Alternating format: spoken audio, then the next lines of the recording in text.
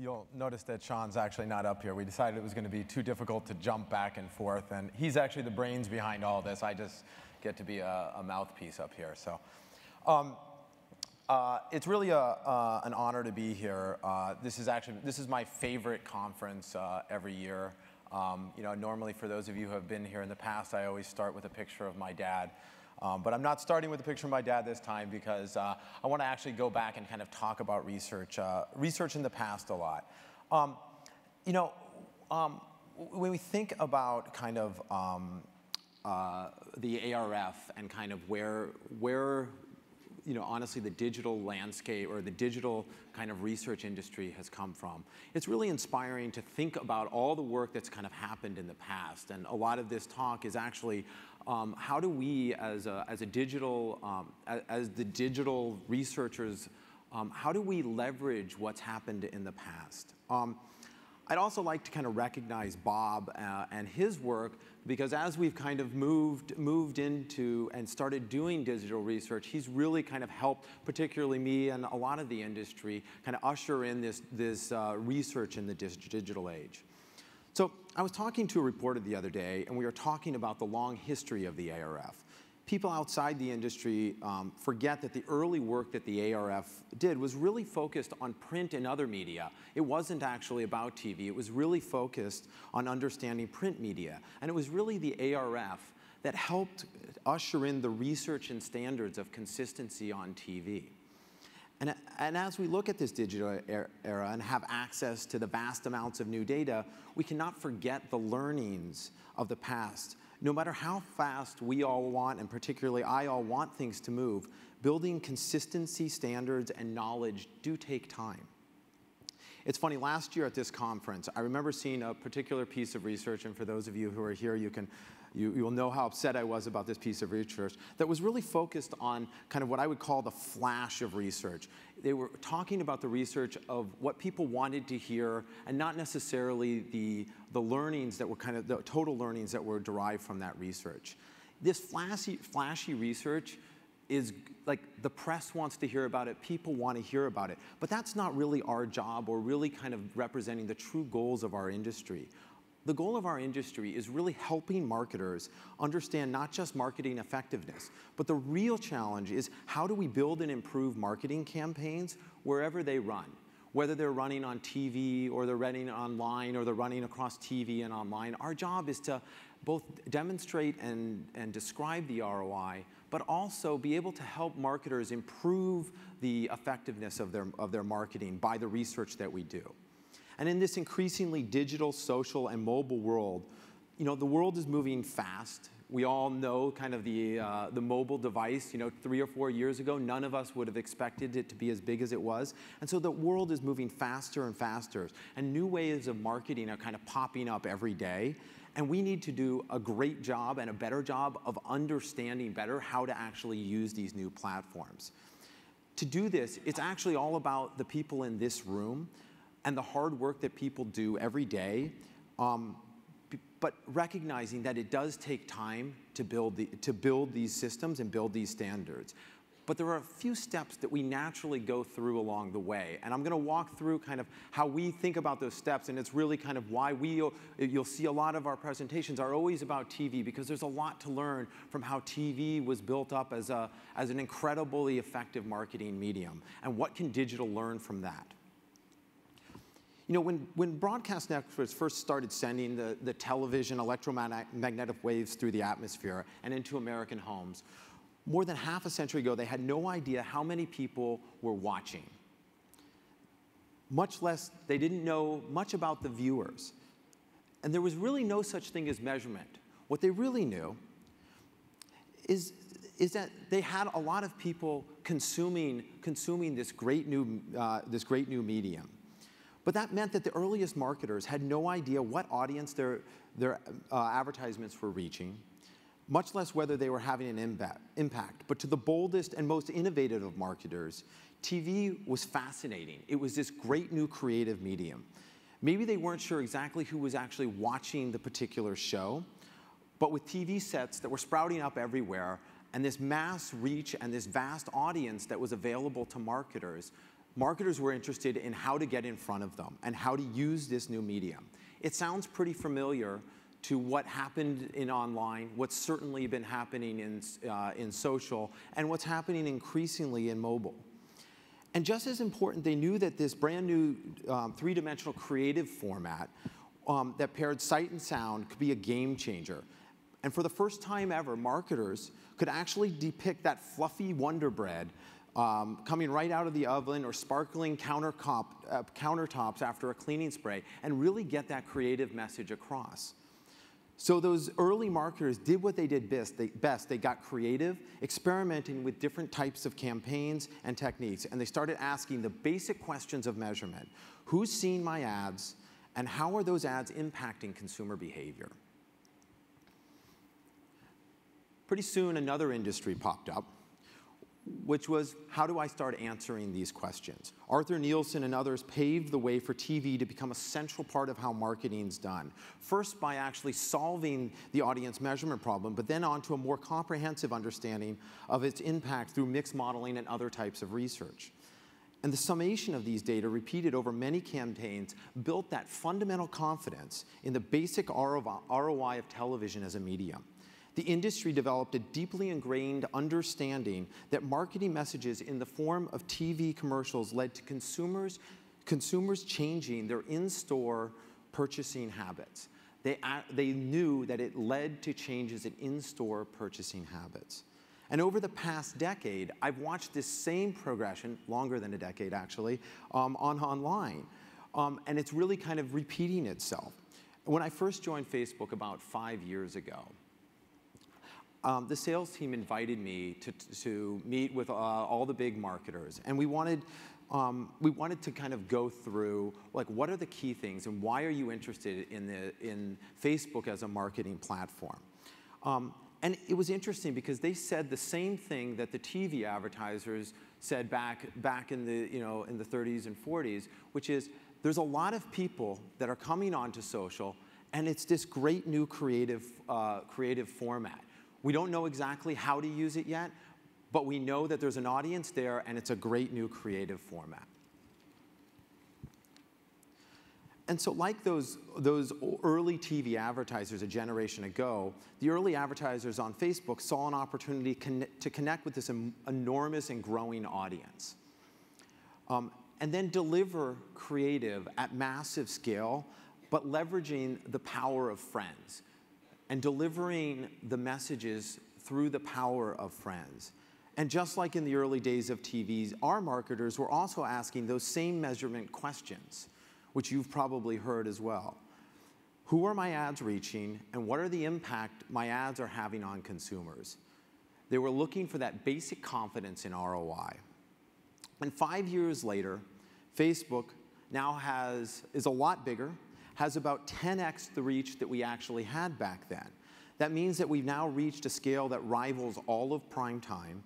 That means when you buy audiences on Facebook, you can deliver a greater total audience than on primetime network.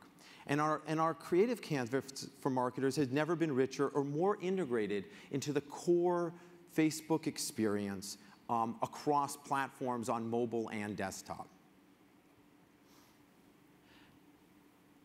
And over the past year in particular, we've made some major strides in building that confidence in ROI. We've done it through a whole host of efforts. We've done it through brand effect. We've done it through home scan panels. We've done it through media mix modeling. We've done it in the US. We've done it internationally. And we've also built platforms that allow us to do this across a wide variety of campaigns in a lot greater scale than's been done before. Those platforms from Datalogix to measure ROI, from Nielsen to measure online campaign ratings, that are enabling this for Facebook, but also enabling it for other online publishers to provide those consistent measures. We know that creative on Facebook works and that it drives in-store purchases in addition to online purchases.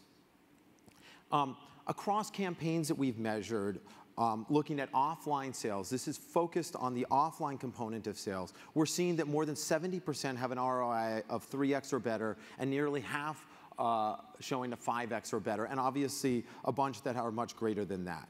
This work is ongoing, and it doesn't stop because we can show these numbers up on the screen, because we have to do it for every marketer. We recognize that we have to get into all of those media mix models. So there's still a lot of work to do, but we know that the platform works. But what really matters beyond that ROI is how do we make campaigns better? So then, thinking back to TV, a huge part of building better campaigns is really around planning efficiently. It comes down to the ability to deliver messages at scale to an audience across the shows that marketers buy, and to manage the frequency of those messages. The classic research from Colin McDonald and Michael Naples answered this question of what levers marketers have in making campaigns better, and how to turn that into more efficient media plans the next time you run a campaign. And armed with this knowledge and other data, agencies develop these planning tools to make investment decisions easier by piecing together a media plan around those TV shows that deliver the demographics that advertisers wanted. And thanks to that, the combination of researchers who study the levers of success and the agencies who develop those planning tools, the question on television today is no longer about whether television delivers ROI. It's about how to efficiently plan a TV campaign so I can get more ROI. And media plans have become better and more efficient, and they're constantly focused on driving higher and higher ROI. What's interesting is this same progression has actually already happened for online. And if you think about where it's actually happened in the direct response piece of online, where people use conversion pixels. They put them on sites, they put them on their e-commerce transaction sites, and then they look at the views on ad impressions, they look at the searches that happen, and they attribute the success back to those the original impressions. They've built this kind of closed loop understanding for DR. But that's not really the right metric for online, for brand advertising. The online solution doesn't work for brand marketers. They're brand marketers, businesses and local businesses, the behavior that they're looking for is offline transactions. For these marketers, we already know that clicks aren't a good predictor of success. There's little correlation that exists between campaigns that generate high CTR and high engagement with the actual advertising and the lift in sales that occurs from them.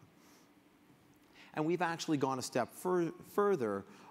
That's led us to spend, that's allowed us to kind of look at what percentage of actual sales come from the people that are directly interacting with the ads. And we've shown that 99% of the sales that come from a campaign were not related to the actual action that came from the campaign. So optimizing to that 1% of direct interaction doesn't make a lot of sense. And marketers already knows that. So if the click isn't the answer, what is the answer?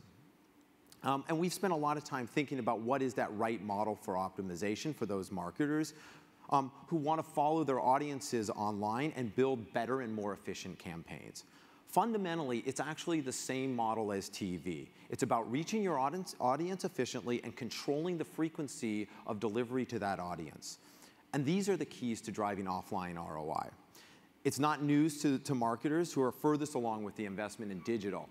5 years ago, I was meeting with some of the largest marketers in the world, and the questions they asked me were, how do I put my messages regularly with controlled frequency across your entire audience? How do I do that, and how can I buy that way with social context and with that with the right creative behind it? They knew from their TV days that that was the right way of building a marketing campaign. But while 5 years ago, those marketers were relying on their intuition and what they've done in the past and the general knowledge of how advertising works, today we actually have conclusive data that focusing on these metrics, reaching as much of the audience as possible and controlling frequency dramatically improves offline ROI. In fact, what we've seen is that by focusing on reach, you can dramatically increase your ROI. When we look across dozens of Facebook ad campaigns analyzed by Datalogix, those that maximize for reach among their target audiences did dramatically better. On average, they had a 70% higher ROI online. They focused on reach. But it's not just about reach, it's also about reach with controlled frequency, as we all know. So frequency response curves, this is our lifeblood now at Facebook. So just like on television, we know frequency is important. We can look at how increasing frequency impacts return. This is a sample frequency response curve. And as you might expect, there's a diminishing effect that actually happens as you deliver more and more impressions on a marginal basis. But when you're looking at maximizing profit, there's kind of what we call the frequency sweet spot, where you're maximizing the overall profitability of the campaign. And so when you look at the diminishing kind of marginal returns, incremental impressions, beyond that first few, this is the actual kind of frequency on the bottom, and the impact on the top, you see diminishing returns as you get more and more frequency. But the impressions after the first are still ROI positive. They're still driving overall profitability as you move out there. And only when you get out further on that curve do you actually start seeing individual impressions that are actually ROI negative. Managing frequency is critical to actually achieving success. But what really matters is actually you want to focus on increasing the overall profitability of your campaign. So this is the graph that we use at Facebook a lot to actually think about how to manage frequency. So, and this is actual data that's coming from actual campaigns that we ran through Datalogix. What you see here is you can see that early on, you're achieving positive ROI, and all the way up into the green, you're increasing the overall profitability of that campaign. As you start coming off of that curve, you're now decreasing the actual overall profitability. So the profit optimizing thing for marketers to do is to focus their frequency at the top level in that green area. That's how you build the most profitable type campaigns. And we can build these systems and the actual understanding brand by brand with the research platforms that we've built. This is, when we think about this is what we always refer to as our kind of campaign profit index. And based on the Facebook campaigns that we've analyzed and using those frequency response curves and analyze them using Datalogix, just simply reallocating impressions, the same number of impressions from the end of that spectrum to the beginning of this spectrum, we can increase the ROI of campaigns by 40%. Just by spending the same amount of money in a more efficient way. This is based on building ROI-based efficient media plans. This is exactly what happens in TV today. We can do it at a more granular level, but we can do it, and it drives increased ROI. This is really the promise of online. That very same model of focusing on reach and frequency is how you build great campaigns on TV and Facebook. But we also know that online has a bunch of new capabilities that allow us to plan and deliver campaigns more efficiently than buying large media bucks. That's just fundamentally not how you think about buying campaigns online. The promise of online is to give marketers more capabilities and control that lead to better experiences for consumers. That's really important. As we're able to deliver messages that are more relevant for consumers, it's a better consumer experience. As we're able to control frequency better, it's a better consumer experience. It's also a better marketer experience, so everybody wins in that dynamic. And one of the most interesting aspects of online is the capability to plan and control a campaign for specific audiences rather than having to back into an audience via the media that they happen to be consuming. So take, for example, the frequency duplication problem. Traditionally, as you extend your audience with TV or incremental buys, some part of your audience see frequency of ad delivery well beyond the optimal. For example, a typical TV buy might deliver an average frequency of 2 for the 18 to 49-year-old crowd, but significantly higher for the heavy media consumption of the 55-plus demo. TV media planners have done a great job of optimizing and figuring out how to buy shows and understanding how to kind of avoid this TV frequency duplication. But they are still limited to buying shows and seeing which audiences actually watch these shows. Online doesn't have that restriction because it can control frequency across individuals, taking advantage of ad servers with frequency capping and optimization capabilities. This is one of the true advantages of online. But that's just about applying the typical concept of how to build a campaign to digital, delivering the same message at the same frequency to the whole audience at once. That's the traditional way of delivering.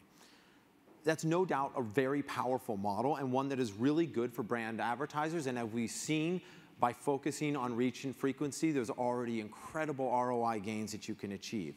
But we actually don't have to stop there. Increasingly online is going to be about the ability to deliver massive reach, but only to the consumer segment that makes sense for you. And within those audience, new data is coming online that allows marketers to not only better understand those consumers, but to do things like tailor the specific marketing message to a specific segment. In online, we know that the best practice is to tailor your campaign plan and creative to the segment that you're delivering to. It's just a known best practice. A simple example here is delivering a different message to men and women.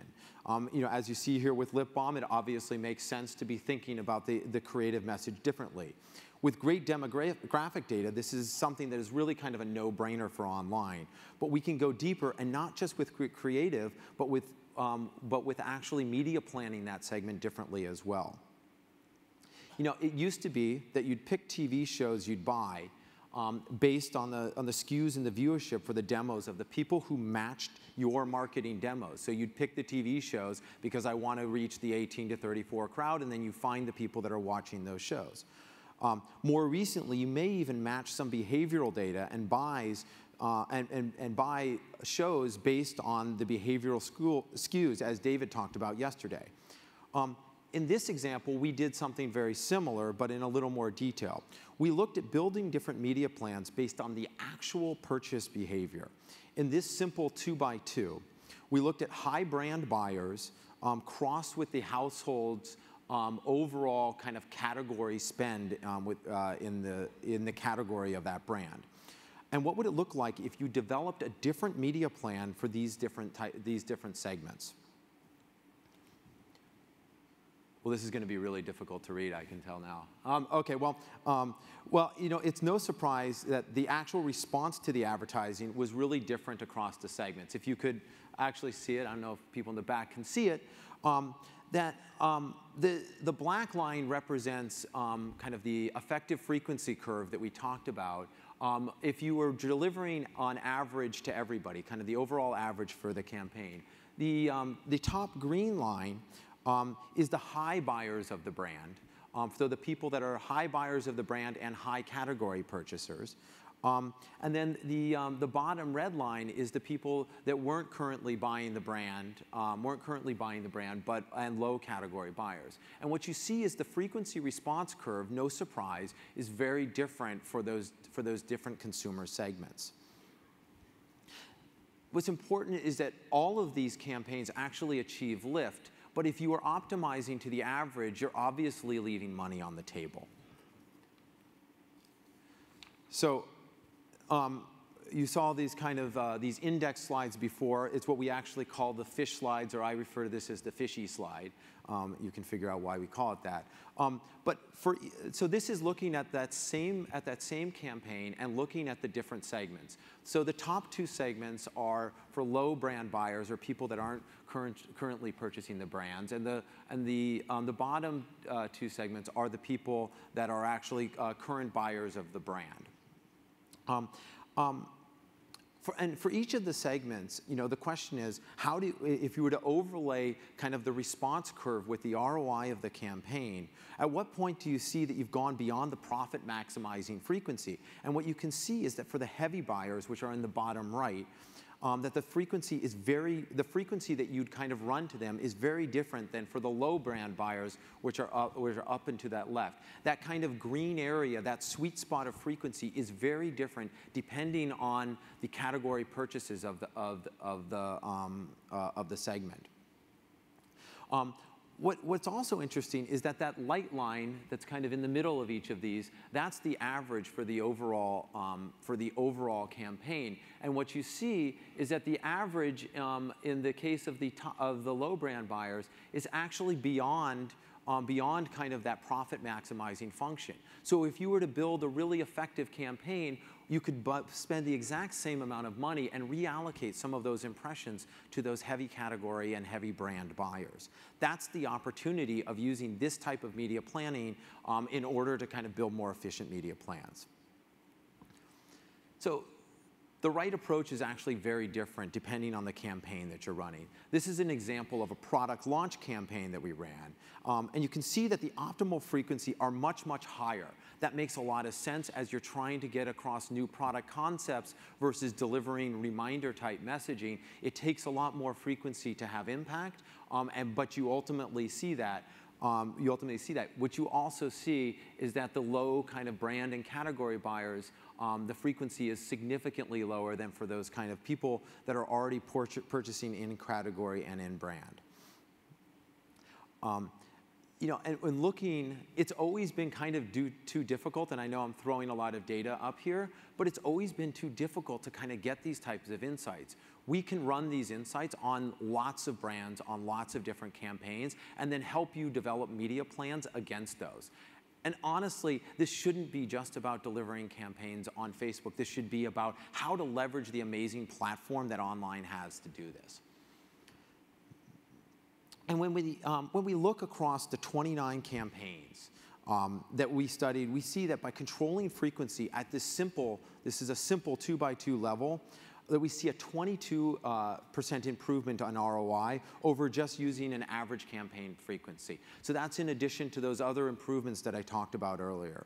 With these new measurement tools, we can get to a precise answer for each audience, and we can even go deeper. Sean and Graham are going to talk later this morning about some of the more granular insights that we were actually got, and the deeper level segmentation that we can actually do beyond just these simple 2x2.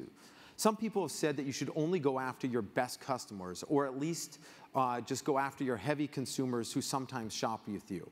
Well, it turns out that with the right kind of media plan, and the right kind of controls on that media plan, that you can actually get positive ROI on virtually every segment. You just have to be conscious of who that segment is, and then being able to deliver an effective media plan against them. So kind of in closing, you know, at Facebook, one of our core company mottos, or I guess maybe I should call it a principle, is move fast and break things. And I think maybe it was last year at this conference that I presented a bunch of our company mottos. That's really a motto not just for Facebook, but also for kind of this moment in time for the research community, as well as kind of the way marketing effectiveness is being built. You know, with constant kind of 24/7 access to information and sharing, the forward march of progress feels more like a sprint, and I know for those of you that are, for the people that are on my team, they feel that it may be bigger than a sprint, and it's certainly lasting a lot longer than a sprint. You know, that's a great thing because it forces all of us to constantly push and to think bigger and do bigger and better things. But it also makes it really hard to keep our eye on that big picture if we're always thinking about what comes next. So I'd like to close by putting in some perspective on how far we've really come in just the last 2 to 4 years for online. I recently stumbled across an article by John Philip Jones, a professor at Syracuse University, who was writing the Journal of Advertising Research 15 years ago. He posed a question, what does effective frequency mean in 1997? In the article, he points out that while marketers had been moving toward the practice of reach and frequency since the very early days of television, it wasn't until 1979 that the concepts earned kind of academic approval. Joan's point is that while the industry pros were developing theory and seeing empirical results for a really long time, it took a quarter of a century for these theories to become truly accepted practice. So now let's think back. Facebook is 9 years old. We've been working in earnest on this ROI and these reach and frequency questions since I started about 5 years ago. We obviously have a ton of work ahead of us, but I think as an industry should be incredibly excited by the speed with which we're actually solving these really complex problems and actually solving this for marketers. And not just for Facebook, but working on it for the industry by working on new systems and standards and consistency and accountability that'll actually bring this to all of online. We're getting close to the point where reach and frequency on Facebook and online are well established, and the ROI are well established, and even taken for granted as they are on TV. And we think that's really kind of a game changer for the industry, and for all of us will benefit in that. Thank you very much.